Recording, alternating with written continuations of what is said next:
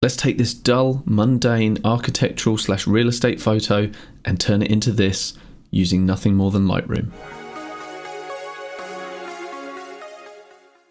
First things first, before we get into the photo editing tutorial, I've got something really important to say. If you guys follow my channel specifically for architecture and real estate photography and post-production, we need to move you. I've got some really good news for you guys. I have set up a brand new channel dedicated to that specific genre of photography where I'll be able to post more specific content just around architecture and real estate photography. So if that's what you're into and that's why you follow me in the first place, pause the video. I've got a link in the description below and that will take you straight to my new channel. Go there, this video's on there and you can watch it there and you're in the right place going forward for me sharing that type of content. But if you are someone who's equally interested in other genres of photography, post-production, photo editing, all that good stuff, stay right where you are and let's get into the video.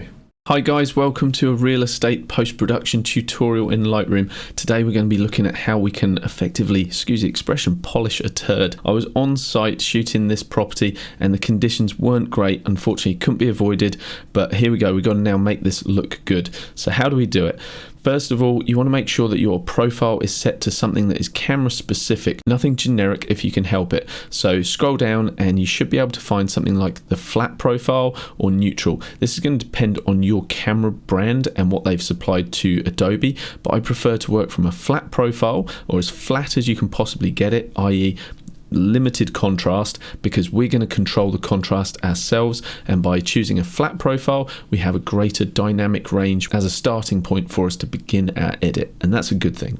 So straight away, if I press the backslash key, we can see our before, and straight away after, all of a sudden we've got more information to work with. Less contrast, but more information. The next thing we want to do is set an appropriate white balance. So I'm going to choose the eyedropper tool here and just come over to where we've got a little bit of shadow underneath the white linear board here, because basically if I click here, that's going to give us a more neutral color balance. If you're not happy with it, you can just resample until you find an area where you think that's an appropriate color balance. For the best results, you just want to look for an area in your photo that you can sample from that is a neutral color, a neutral gray. I'm going to come back to this section very soon, but for me, one of the biggest things to get your image looking right is to apply lens corrections and also make sure that your vertical lines are actually parallel. So let's do that now. First of all, let's come into the lens correction section here, and we're just going to turn on remove chromatic aberration, which is going to get Lightroom to get rid of any fringing that we may have around the edge of objects. Let's zoom into 400% and we may see this just a little bit better, and you can see to the left edge of this tree here we've got a little bit of magenta going on, and to the right edge of these leaves here you've got some cyan. That's going on over the whole picture, and if we click remove chromatic aberration, Lightroom's effectively got rid of that, so that's great. So you don't really notice that from a zoomed out perspective, but it's certainly going to help clean up your image, particularly when you're zoomed in. Now the next thing we're going to do is enable profile correction. And what that's going to do is tell Lightroom that we want to use a profile correction that is specific to our lens. In this case, I'm shooting with a 16 to 35mm f4 lens.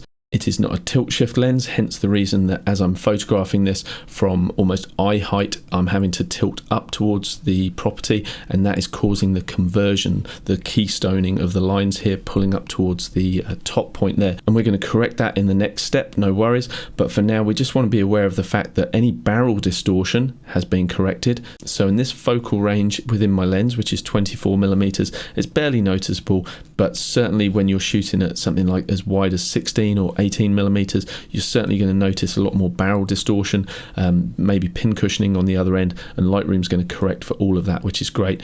And also any vignetting around the edges, just by turning this on, that darkening around the edges that you get with pretty much every lens, Lightroom just corrects that. So the next thing we're going to do is jump into transform, and this is my favorite bit for correcting for architecture and real estate photography.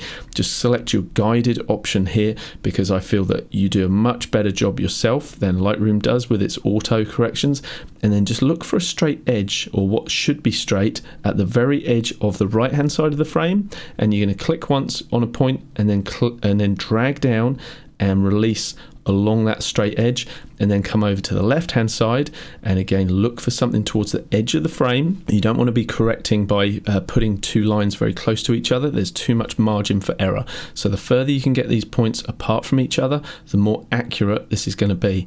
And so I'm just dragging down the edge of this window frame here, and just like that we have a vertically corrected image.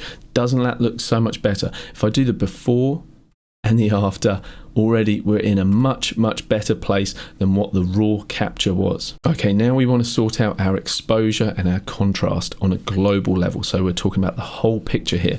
We're going to make some more refinements that are specific to certain areas, like underneath here it's very dark, so I want to draw attention and brighten that up, but we'll do that using Lightroom's masking features shortly. So first of all, basic panel, come in here, we're going to grab the exposure slider, bring that up slightly, and we're also going to grab the contrast and boost that up just a wee bit. We can finesse the contrast using the tone curve, but I like to just introduce just a little bit just to get things moving along the right direction. And the highlights, I normally find for my camera, the best thing to do is to actually reduce the highlights and bring the shadows up, and that's just going to start bringing in information in these darker areas. You can see that if I push that all the way to 100, all of a sudden, even though we've got this bit of a nasty faux HDR look going on, we've certainly recovered a lot of that shadow information.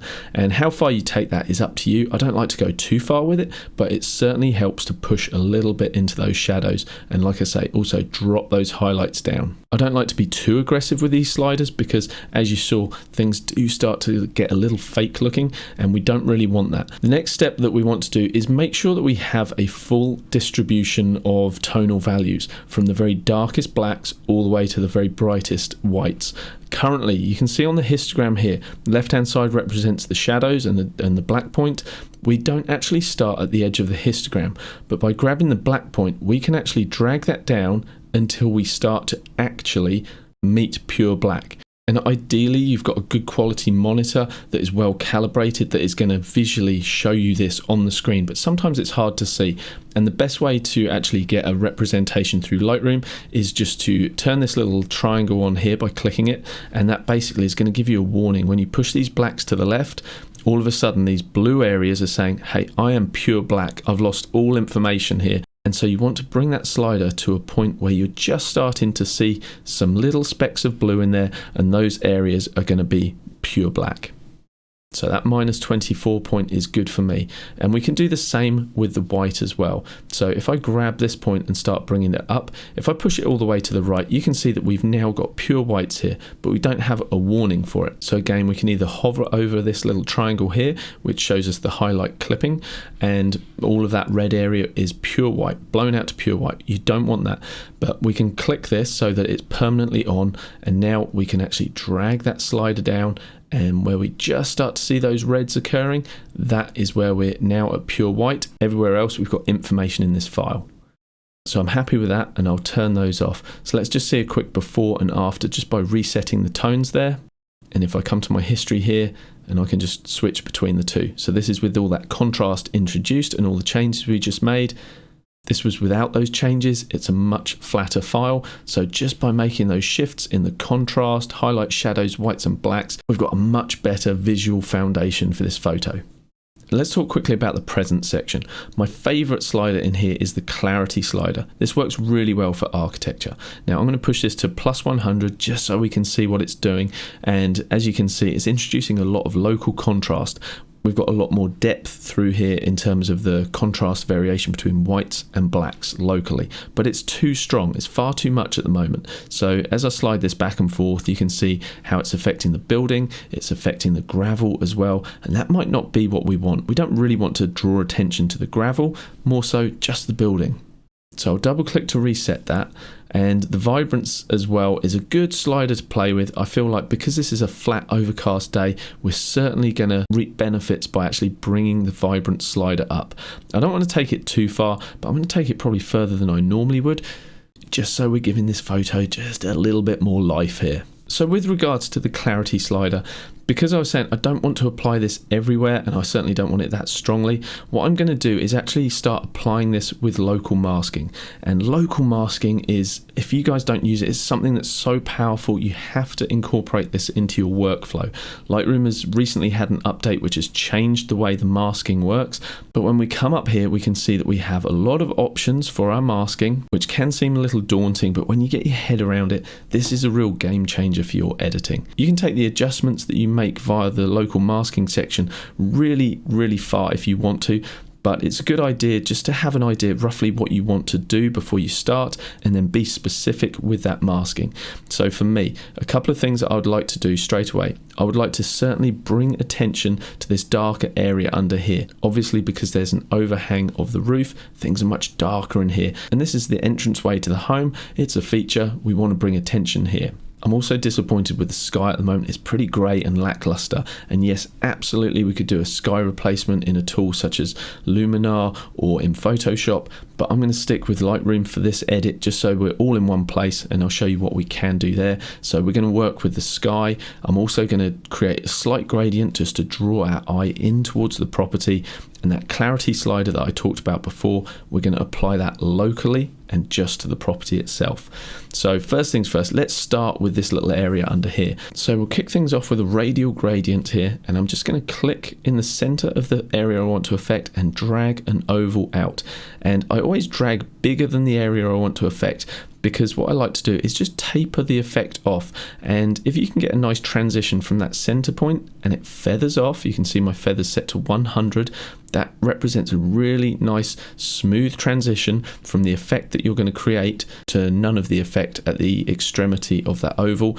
And then it just blends in so much more seamlessly. So what I'm going to do is just boost the exposure up, and you can see if I take this quite far and get really aggressive with this, you can see that we can brighten this area up, and you can see that it just tails off towards the edge of that oval. So obviously that's far too much, but if we just boost the exposure to a point we're happy with, something like, I don't know, plus 1.3, and grab the shadows, and now we're going to bring those up as well. And all of a sudden we've got some good detail through here. Sometimes when you bring your shadows up, you start to lose your black point. It pushes that up quite high. So you can just control that by bringing the blacks down.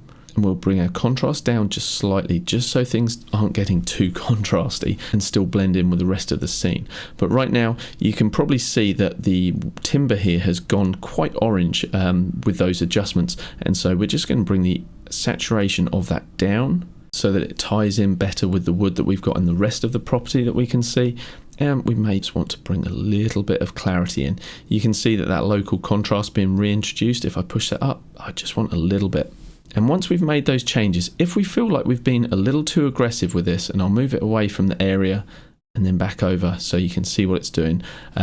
If you feel like you have gone just a little bit too far with it, that's okay, because what we can do is come over here, and you see this arrow here. Not many people know about this one, so press on this arrow here, and all of a sudden we have access to this magical amount slider. We can increase it, and we've got more of that effect going on, but it was sat at 51. We're going to bring this down. We can just reduce that to about 34, and that's much more believable. And while we're dealing with radial masks, I may as well do the one for the clarity adjustment as well. So I'm going to come over here and click create new mask, select the radial mask, and I'm going to click in the center of the property and drag out. And I'm dragging an oval that I want to cover most of the property. And because the angle of the property kind of slopes down here, what we can do is click outside of the oval and hold and drag that down. And that's going to allow our radial mask to better match the angle of the property. And because just before I changed to the amount slider here, I need to re-click this arrow here, and that's going to give me access to all my adjustments again. And this is where I'm going to come down to the clarity slider, grab that, and I can bring that up. And you can see now that I'm able to introduce more clarity, but it's just affecting where that oval radial adjustment is. So I'm just going to bring that down to a point where I feel I'm happy with it. So now we've applied those two masks, what we can do is come to the little turn off masks toggle button here, turn that off to see our before and turn it on to see our after, and that's just 2 simple radial adjustments, and it can make a big difference. So the next thing I want to tackle is the sky. It is very tepid, very washed out, so what we're going to do is click create new mask, and this is really cool. We've now got an option to select sky. We click that, and Lightroom's going to do a calculation, work out where it thinks the sky is, and once it's done that, we're going to have access to a pretty accurate mask, which you can see here now denoted by the red overlay. You can see that we've got a slight bleed going on over the property here, which could cause us problems. I thought it was going to do a better job than it has actually, but we can always use the erase feature just to get rid of this area here. But for the sake of simplicity, I'm going to leave that mask exactly as it is and just start playing with it so that we can see what we can do. So I can bring the exposure back in line with the rest of the photo just by dropping that down, because obviously the brightness value of the sky is always so much higher, and the fact that we can isolate it now with that mask and bring that exposure down, that's brilliant.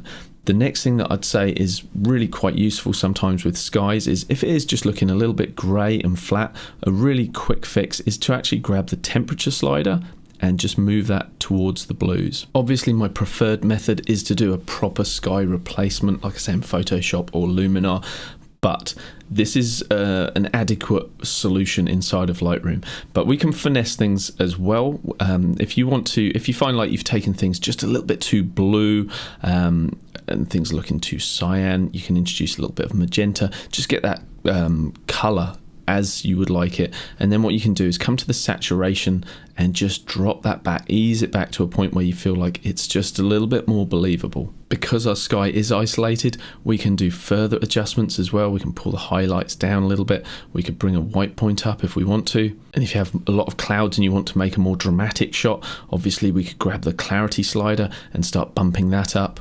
And then just like we did before, if we feel like this is just too much, but we don't want to come back and individually change each of these sliders, we can just come to that overall effect amount and just bring this back to a point where we feel like it's just a little bit more believable. I alluded to the fact that you can go really deep with masks if you want to, and because I'm feeling like this sky dropped in behind the house here, it's not as believable as I would like. I'm going to try doing something a little more with the masks, and so this may work, it may not, but basically I'm going to try duplicating this mask. So this is the sky mask that was made before, it's duplicated, and now what I'm able to do is come in and make more adjustments. So currently we've compounded the effect of this mask twice. We've done it once and then we've done it again, and this isn't the look I want here, but I do want access to the mask. So I've duplicated it, and now I'm going to hold the Alt key and just click reset. And now everything's gone back to normal, and again I see my overlay of that mask until I make any adjustments.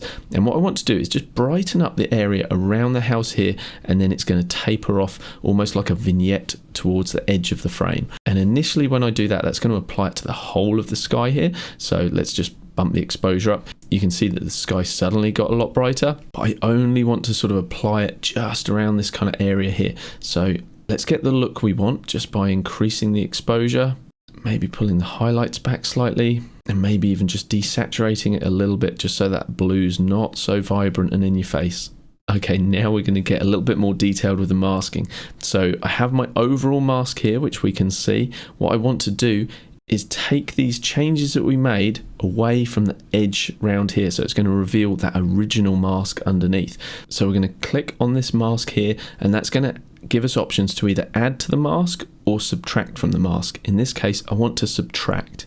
And there's a few ways you can work with this, but we could brush it away, or in this case, I'm going to start with a linear gradient and just click at the top and bring this down as a transition. So now we've got none of the effect at the top anymore, and it fades in through this. So you can see the change that is made to the mask over here. As I hover over that, it's revealing that red area, which is saying this is the area that's affected, and you can see that we no longer have the area at the top affected. We can also subtract with the mask with the brush if we want to, so we could add another subtraction, adding another subtraction. So it's getting complicated. It sounds complicated, but it's not. We're just saying I want to take away what I'm going to paint with this brush now.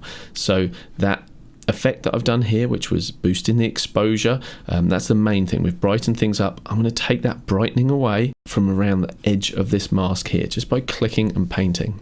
My flow's pretty low, it's only on 20, so we're not really seeing that effect changing too much, but there we go, we've just subtly removed that.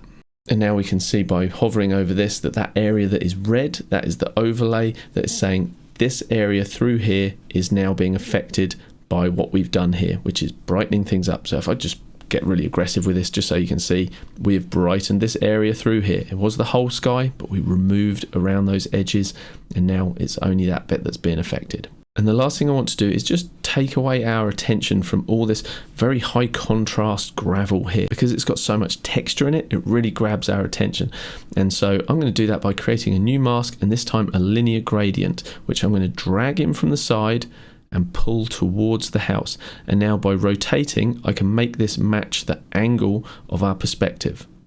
And something like that's pretty good.